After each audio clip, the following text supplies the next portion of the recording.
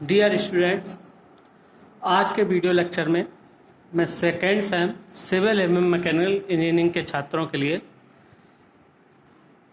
Applied mechanics के chapter 6 machines पर आधारित न्यूमेरिकल प्रॉब्लम सॉल्व कराऊंगा। कैसे करते हैं ये आपको समझना है।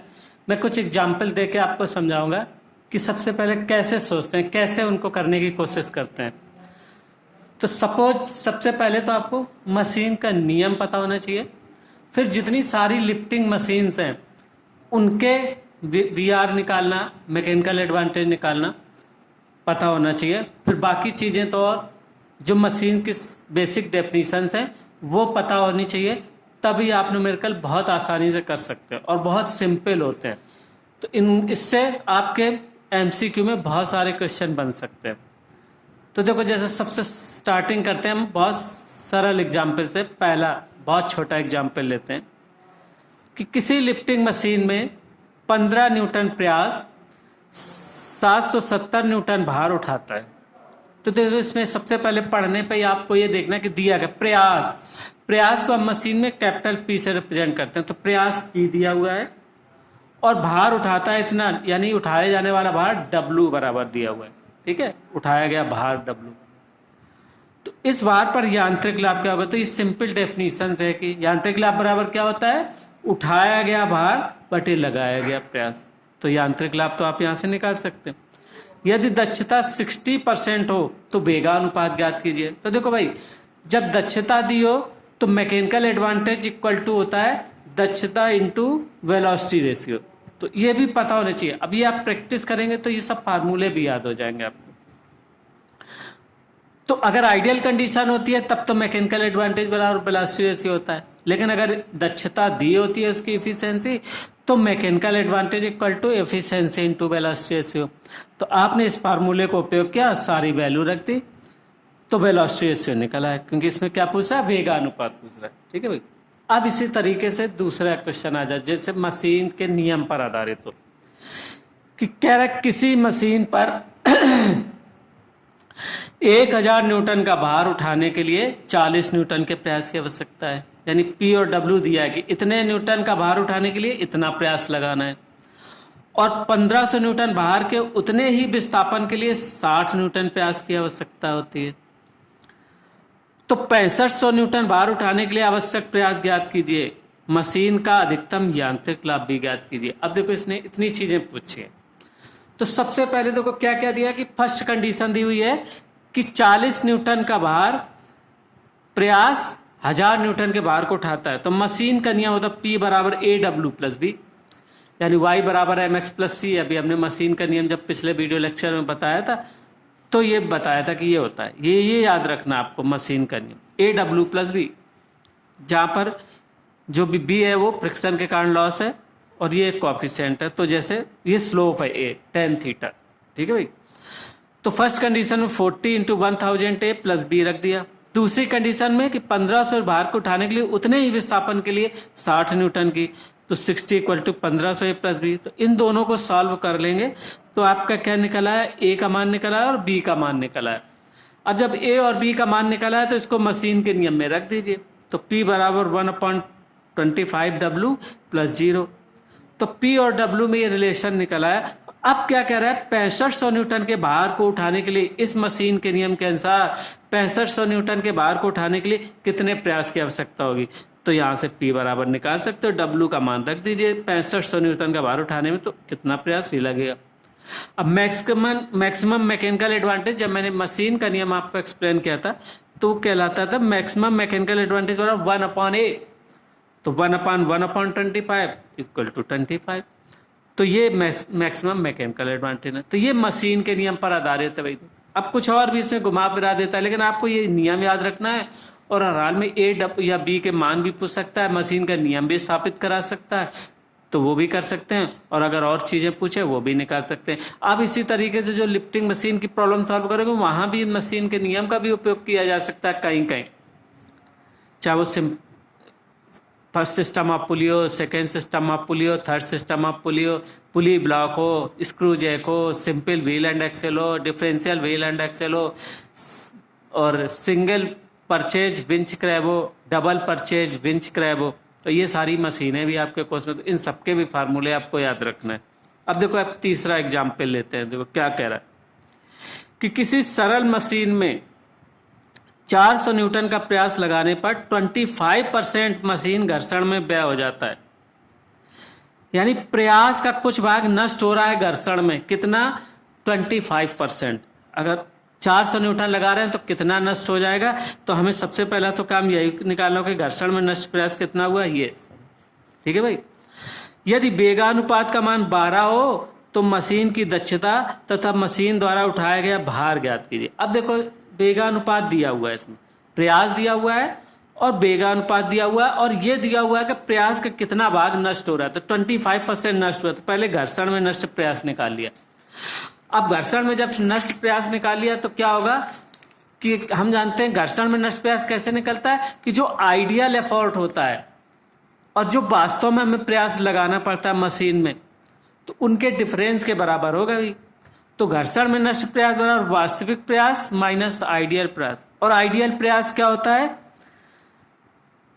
कि वी आर बराबर डब्ल्यू अपॉन पी, कि आइडियल कंडीशन में क्या होता है डब्ल्यू अपॉन पी बराबर वी आर, तो पी बराबर डब्ल्यू अपॉन वी आर।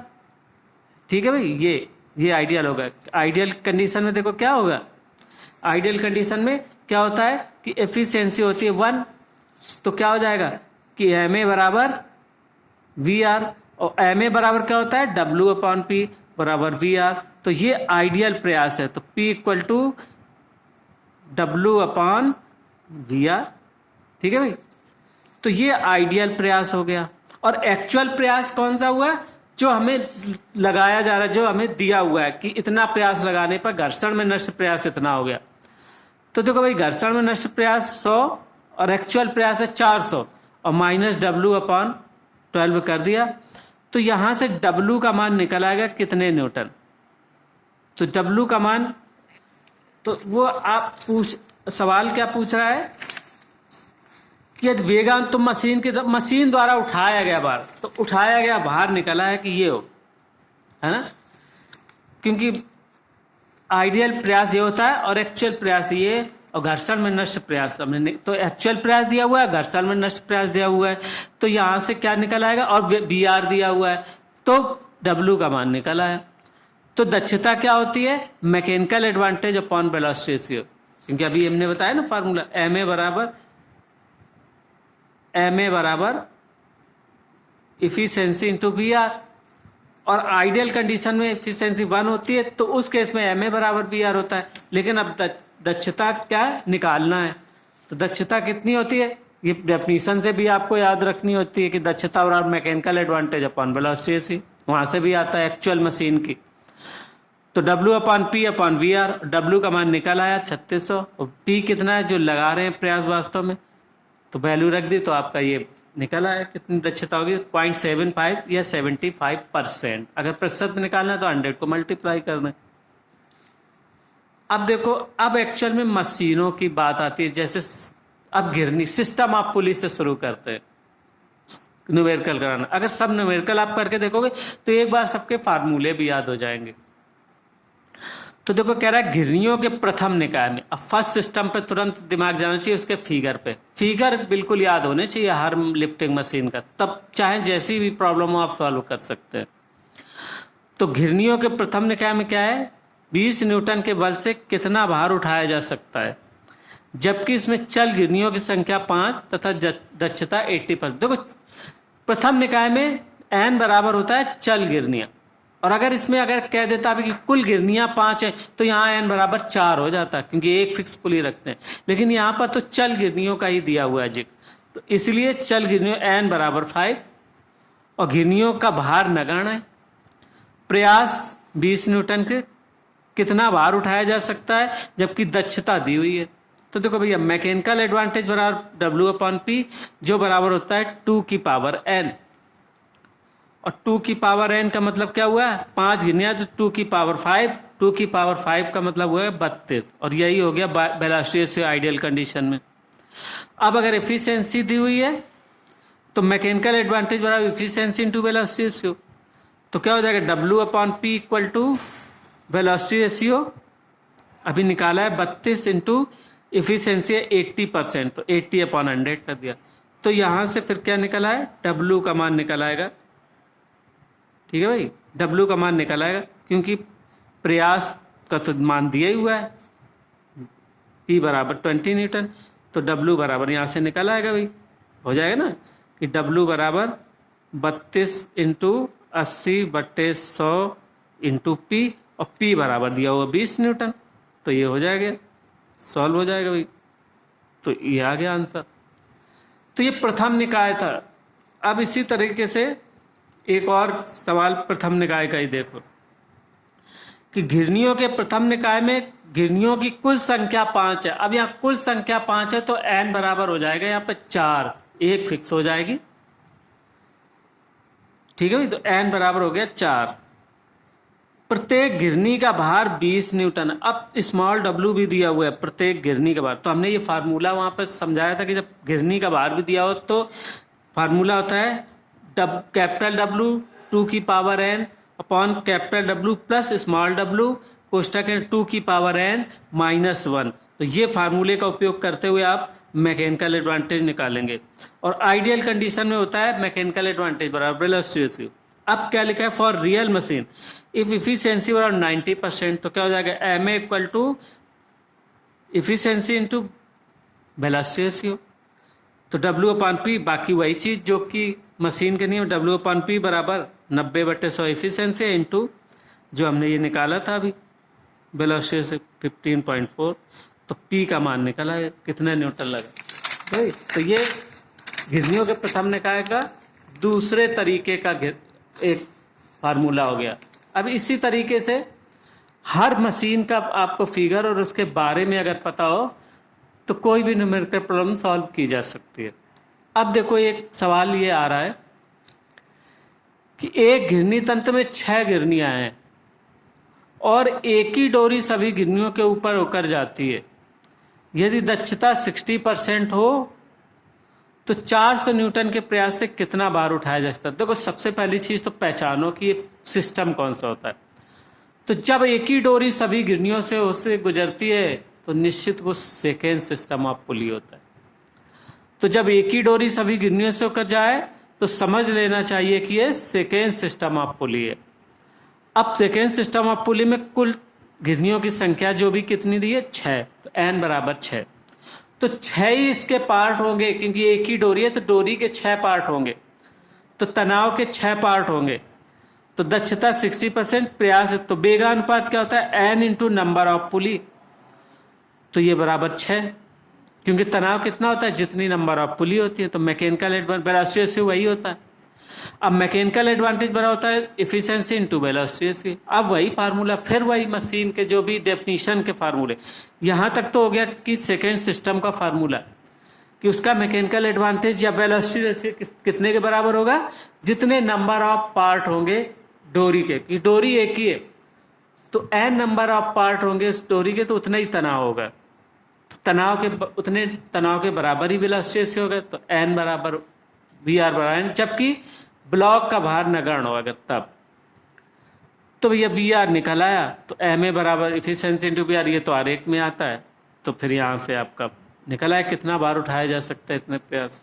ठीक है भाई, तो देखो ये चीज़ ध्यान रखना है। एक इम्पॉर्टेंट नोट्स भी हमने दिया है आपके PDF में, पढ़ लेना कि घिरनियों के प्रथम निकाय में यदि कुल घिरनियाँ दी हों तो n बराबर होगा कुल घिरनी -1 क्योंकि एक फिक्स घिरनी होती है, और यदि कुल चल घिरनी दी हो तो n बराबर चल घिरनियों की संख्या ही होगी। ये सिर्फ प्रथम निकाय में होता है, शेष जितने भी निकाय होते हैं जितनी भी घिरनियाँ दी हो वही n लिया जाता है। बाकी निकाय में दोनों में, केवल फर्स्ट में ऐसा होता है।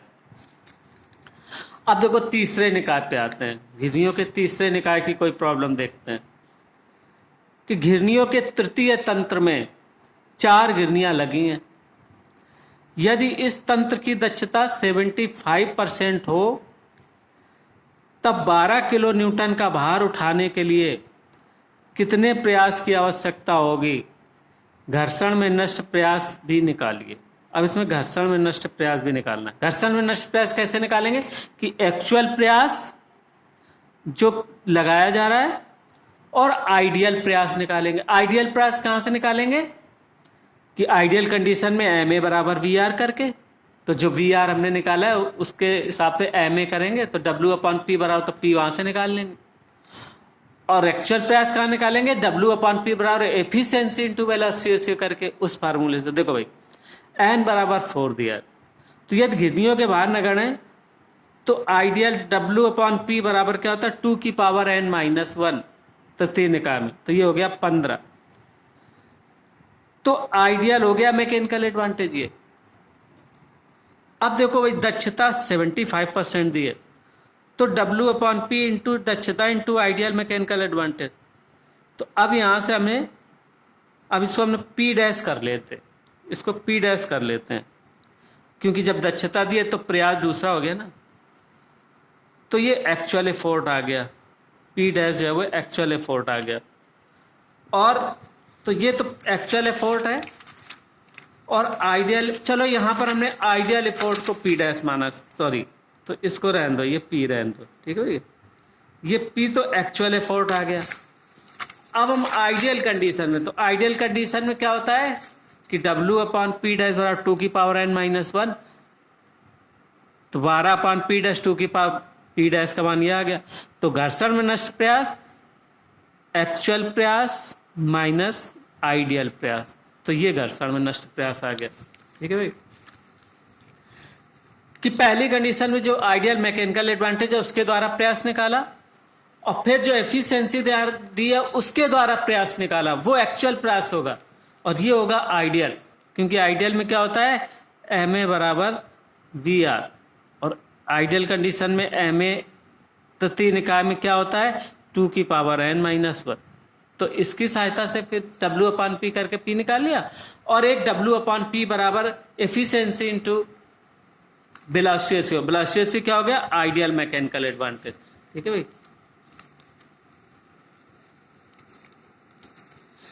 यानी यहां पर हमने जो दिया ये इंटू आइडियल, क्यों आइडियल लिया, क्योंकि आइडियल कंडीशन में वी आर बराबर होता है एम ए, तो यहां वी आर की जगह आइडियल एम ए लिख दिया हमने, ठीक है भाई। तो इस तरीके से सॉल्यूशन करते हैं। अब इनको एक बार देख भी लेना, ये मैंने आपको सभी लोगों को भेज रखे हैं पीडीएफ। अब ऐसे ही दूसरा कोई मशीन है, अभी हम केवल आपको आज इस वीडियो लेक्चर में आपको बताएंगे कैसे सोचते हैं, बाकी मशीनों का फिर आप अपने आप इस पीडीएफ से पढ़ेंगे और समझ लेंगे, ठीक है भाई। फिर बाकी अब इसके बाद जो भी हम टीचमेंट ऐप पे लाइव क्लास लेंगे वहां पर डिस्कशन होगा। ये लास्ट वीडियो लेक्चर बस आपको भेजूंगा, मैं सेंड कर रहा हूँ। एक वेस्टर्न घिरनी मशीन की दक्षता 60% है और बड़ी तथा छोटी पुली की त्रिज्याओं में अनुपात 4/3 है। ज्ञात कीजिए कि 800 न्यूटन का बल कितना बोझ उठाएगा। अब देखो जो जो दिया है सबसे पहले नोट कर लो। सबसे पहले दिया एफिशिएंसी, यानी इतनी होगी, ठीक है भाई। अब बड़ी घिरनी का मान लो रेडियस कैपिटल आर, छोटी का small, capital R small R ये दिया हुआ है, तो इनमें आपस में रिलेशन भी निकल आया। जहाँ कैपिटल आर बड़ी पुली की त्रिज्या और छोटी, जो जो दिया दिया। अब देखो mechanical advantage W upon P बराबर एफिशिएंसी इनटू वेलोसिटी रेशियो। अब इस वेस्टर्न डिफरेंशियल की घिरनी की वेगानुपात क्या होता है, वी आर बराबर ये फार्मूला होता है 2r upon r minus are, और अगर नंबर ऑफ टीथ दिए हो तो 2t upon t1 minus t2, 2t1 upon t1 minus t2, ठीक है भाई। बड़ी और छोटी में अगर टीथ दिए हो, अगर डाया दिया तो 2d upon d minus D भी कर सकते हैं। तो देखो ये वैल्यू रख दी इसके फार्मूले में, निकल आया जो भी निकालना है, ठीक है भाई। ऐसे आप इनको कोशिश करेंगे करने की। अब एक और कराते हैं कि एक पहिए एवं धुरी में पहिए का व्यास, अब व्हील एंड एक्सेल आ गया, पहिए एवं धुरी के व्यास दिए हुए हैं, पहिए का कैपिटल डी और धुरी का स्मॉल डी, दोनों के डाया दिए। यदि मशीन की दक्षता 70% हो तो 400 न्यूटन 1400 न्यूटन के भार उठाने कितने प्रयास की आवश्यकता होगी। तो देखो कैपिटल डी दिया है, स्मॉल डी दिया है और दक्षता दी हुई है, उठाया जाने वाला भार दिया, तो प्रयास भी पूछा है। तो देखो mechanical advantage W upon P efficiency into वेगानुपात, और वेगानुपात सिंपल व्हील एंड एक्सेल का होता है कैपिटल डी अपॉन डी। तो वही मान हमने सब रख दिए, तो पी का मान निकाला। ठीक है भाई। तो ऐसे आप और भी कोशिश करें। और एक देखिए एग्जाम्पल, और एक समझाते हैं। अब इसी का डिफरेंशियल व्हील एंड एक्सीलरेटर। तो डिफरेंशियल व्हील का क्या होता है, 2 into capital D upon capital D minus small D, या 2 into capital R upon capital R minus small R. ठीक है भाई। ऐसे भी जो चीज दिया। अब यहाँ पर